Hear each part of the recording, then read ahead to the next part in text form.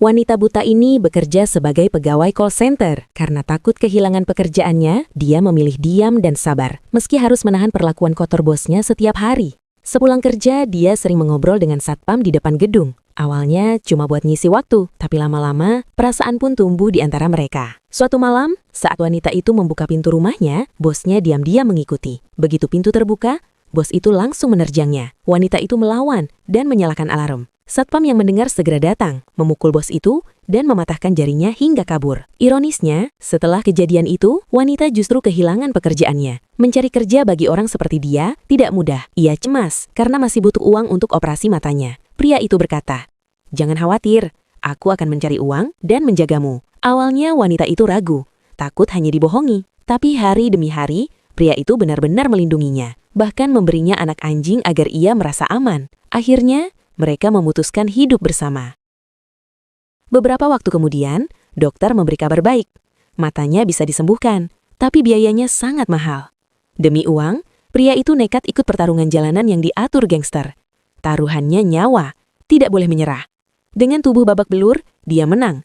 Uang hadiah langsung diserahkan untuk operasi wanita itu. Namun, saat operasi berlangsung, wanita itu diliputi rasa takut, seolah akan kehilangan pria yang ia cintai. Dan ketakutannya terbukti. Dalam perjalanan pulang, pria itu ditabrak mobil berisi lawan-lawannya.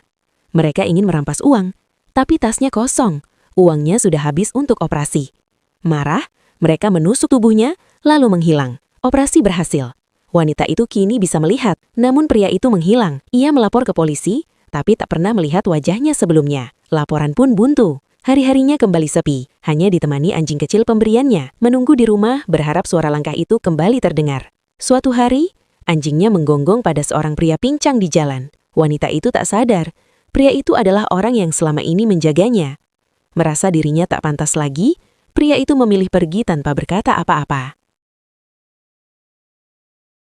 Beberapa waktu kemudian, wanita itu bekerja di toko kerajinan tangan. Ia bertanya, "Siapa yang membeli karyaku tadi?" Temannya menjawab, "Seorang pria pincang." Saat itu juga, ia tersadar. Wanita itu berlari ke tempat favorit mereka. Dan di sana, pria itu berdiri dengan tubuh rapuh dan tatapan penuh luka. Untuk pertama kalinya, mata mereka benar-benar bertemu. Air mata jatuh. Dunia yang dulu gelap, kini terlihat jelas. Dan yang pertama ia lihat adalah pria yang menghancurkan dirinya sendiri demi memberi cahaya untuknya.